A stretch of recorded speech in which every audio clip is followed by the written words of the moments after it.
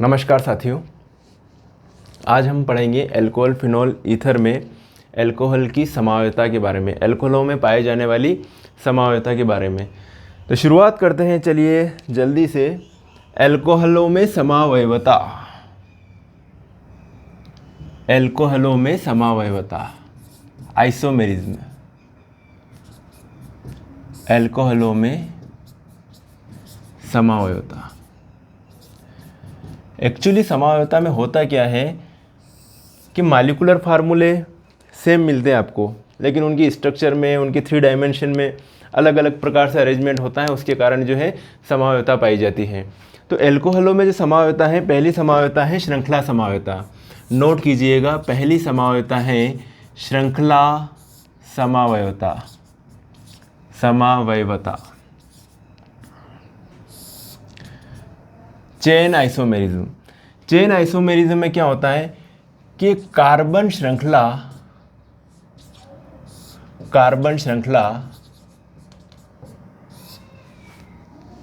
में अंतर होता है। जो भी आइसोमर्स हैं, जो भी समावयवी हैं, उनकी कार्बन श्रृंखला में अंतर होता है। कार्बन श्रृंखला जो होती है वो भिन्न भिन्न होती हैं।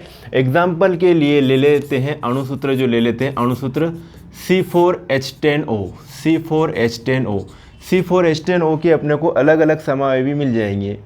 कैसे? नंबर 1, इसके अपने को 3 समावयवी मिलेंगे।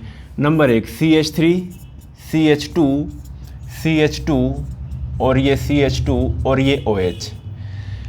एक समावयवी मैंने लिखा CH3, CH, CH3, CH2 और ये OH। एक समावयवी और लिख लेते हैं CH3, C, CH3, CH3 और ये OH। इन तीनों की खासियत क्या है भैया? इन तीनों की खासियत ये है कि तीनों में ही 4 कार्बन हैं, हाइड्रोजन 10 हैं और 1 ऑक्सीजन है। मतलब ये कहने का है कि ये तीनों आपस में क्या है, समावयवी, क्योंकि इन तीनों का अणुसूत्र सेम हो गया है। मॉलिक्यूलर फार्मूला इन तीनों का क्या हो गया? सेम हो गया। देखिए 1 2 3 4 कार्बन है, हाइड्रोजन 10 है, 3 4 5 6 7 8 9 10 हाइड्रोजन है और 1 ऑक्सीजन है। इसमें भी आपको 4 कार्बन मिलेंगे। 1 2 3 4 कार्बन है, हाइड्रोजन 10 मिलेंगे, 3 3 6 7 8 9 10, ओके, और 1 ऑक्सीजन मिलेगा। इसमें भी कार्बन 4 मिलेंगे, 1 2 3 4, हाइड्रोजन 3 3 6 3 9 और 1 10। मतलब इन तीनों का सेम है ये वाला मॉलिक्यूलर फार्मूला, अणुसूत्र। तो ये आपस में क्या हो गए? समावयवी। अब समावयवी इनमें क्या है, इनका अलग अलग प्रॉपर्टीज़ हो जाएगी इन समावयवियों की, ठीक है। समावयवी की अलग अलग प्रॉपर्टीज़ हो जाएगी, अलग अलग इनके नाम हैं। इसका नाम क्या हो जाएगा? ब्यूटेन 1 आल हो जाएगा, ब्यूटेन 1 आल हो जाएगा, या 1 ब्यूटेनॉल भी कहो तो भी कोई दिक्कत नहीं है। इसका नाम हो जाएगा 1 2 3 2 मेथिल, 2 मेथिल प्रोपेन, प्रोपेन 1 आल हो जाएगा, प्रोपेन 1 आल हो जाएगा। और इसका नाम क्या हो जाएगा IUPAC भैया? इसमें नंबरिंग ऐसे करेंगे, 1 2 3 लॉन्गेस्ट चेन लेंगे, तो इसका नाम हो जाएगा 2 मेथिल, 2 मेथिल, आगे क्या लिखे? Propane, propane 2 मेथिन propane 2 all, 2 all. इनके नाम हो जाएंगे, डिफरेंट डिफरेंट नाम है। ये कौन सी समावयवता भैया? इसको कहूँगा मैं श्रृंखला समावयवता, ठीक है। श्रृंखला समावयवता, कार्बन की श्रृंखला में क्या आ रहा है? डिफर आ रहा है, डिफरेंस आ रहा है, क्या कहूँगा मैं इनको? श्रृंखला समावयवता। नेक्स्ट अपन बात करते हैं एल्केन में समावयवता की।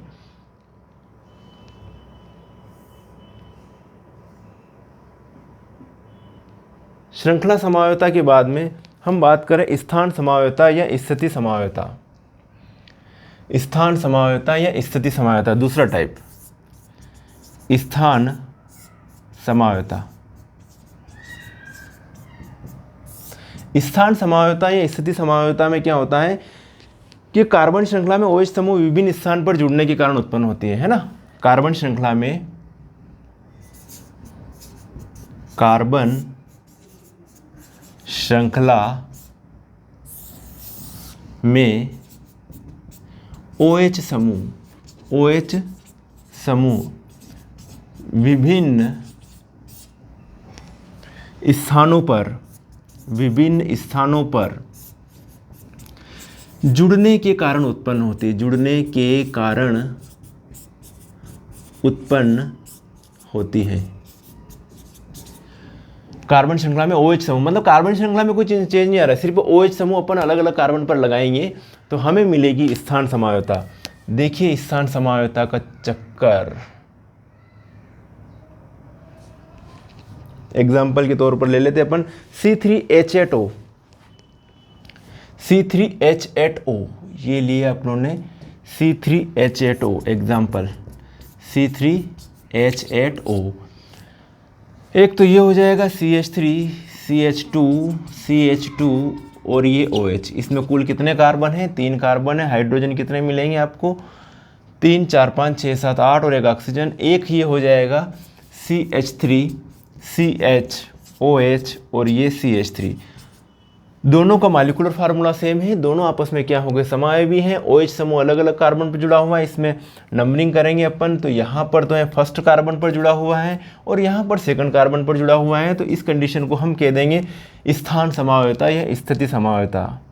इसको कह दूंगा प्रोपेनॉल या प्रोपेन 1ऑल, प्रोपेन 1ऑल या प्रोपेनॉल 1।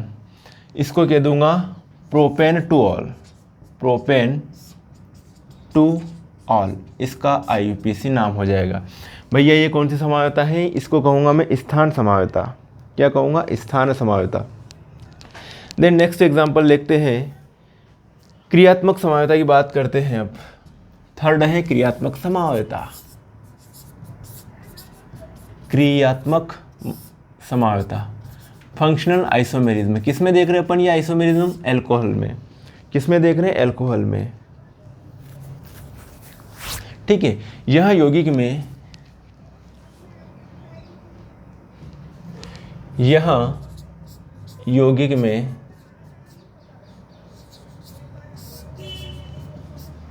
विभिन्न क्रियात्मक समूहों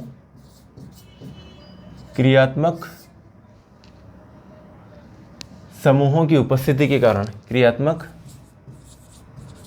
समूहों की उपस्थिति के कारण उत्पन्न होती है। किसके कारण? आपको क्रियात्मक समूह चेंज मिल जाएगा इस प्रकार की समावयवता में। क्या मिल जाएगा? क्रियात्मक समूह आपको डिफर मिल जाएगा। जैसे कि बात करें एग्जाम्पल के तौर पर मॉलिक्यूलर फार्मूला लेते हैं C2H6O। C2H6O के आपको 2 समावयवी मिलेंगे। नंबर 1 CH3 CH2OH, एक तो ये हो गया, और एक हो जाएगा CH3OCH3। तो ये कंडीशन अगर हो तो उस कंडीशन को क्या कहेंगे? क्रियात्मक समावयवता। यहाँ पर OH फंक्शनल ग्रुप है, यहाँ पर O है, ऑक्सीजन के दोनों और एल्किल ग्रुप। तो यहाँ पर तो इस कंपाउंड को तो कहेंगे अपन एल्कोहल, और ये जो कंपाउंड हो जाएगा ये हो जाएगा ईथर, डाइमेथिल ईथर है और ये एथिल एल्कोहल है। ठीक है, तो दोनों अलग अलग कंपाउंड हो गए। कौन सी समावयवता हो गई? ये फंक्शनल आइसोमेरिज्म या क्रियात्मक समावयवता हो गई। कौन सी समावयवता बेटा? क्रियात्मक समावयवता। आगे बात करें हम क्रियात्मक समावयवता के बाद में प्रकाशिक समावयवता। ठीक है, प्रकाशिक समावयवता चौथा पॉइंट, चौथा हो जाएगा प्रकाशिक समावयवता। प्रकाशिक समावयवता, वयवता।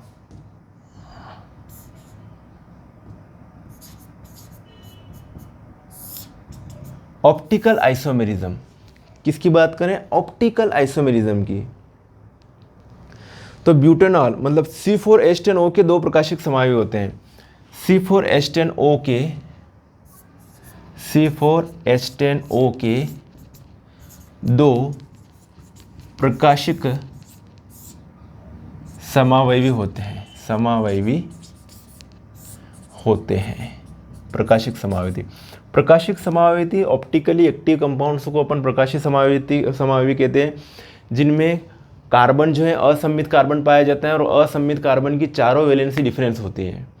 वो क्या करते हैं? समतल द्वित प्रकाश को क्लॉकवाइज या एंटी क्लॉकवाइज रोटेट कर देते हैं वो कंपाउंड। देखिए एग्जांपल देखते हैं अपन।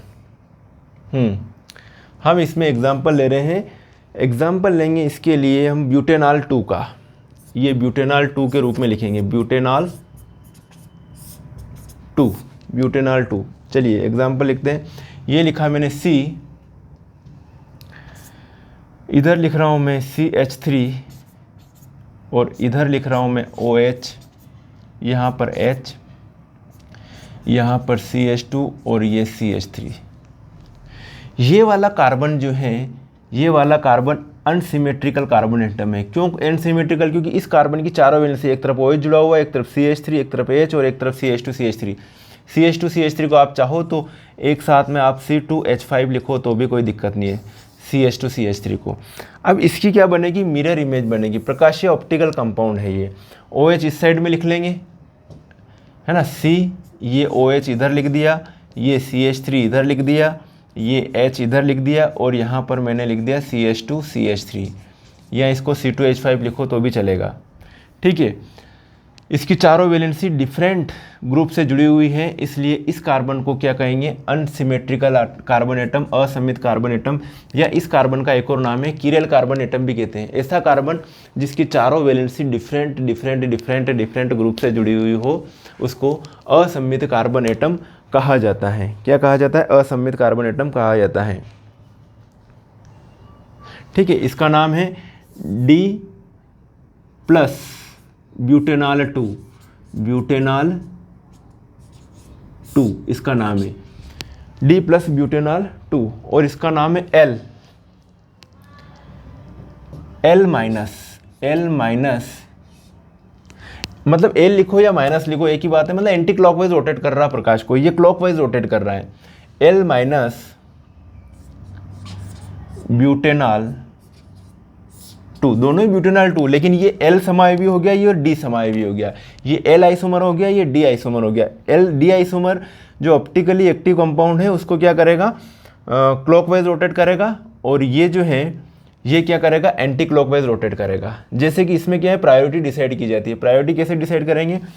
ये फर्स्ट प्रायोरिटी इसको दी,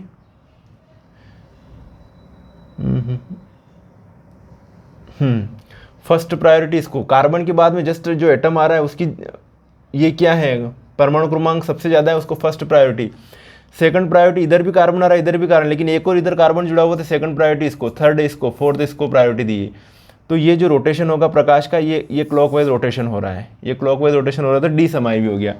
ये वाला जो है first priority, second priority, third priority rotation, ये फोर्थ प्रायोरिटी, तो ऐसे रोटेशन होगा, तो इसको कहेंगे एंटी क्लॉकवाइज रोटेशन। ये L समायोगी हो जाएगा और ये D समायोगी हो जाएगा। ब्यूटेन 2 और लिखो तो भी सही है और ब्यूटेनॉल 2 लिखो तो भी सही है। ये ब्यूटेनॉल 2 का D समायोगी है, ये ब्यूटेनॉल 2 का L समायोगी है।